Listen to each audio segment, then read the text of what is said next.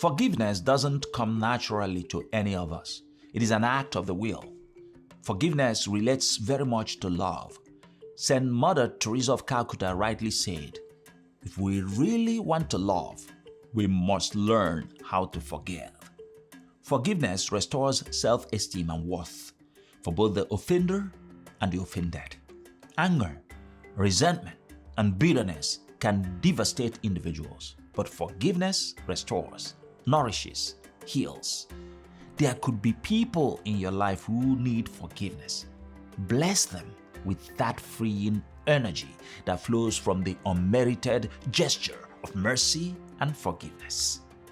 God loves you and God bless you.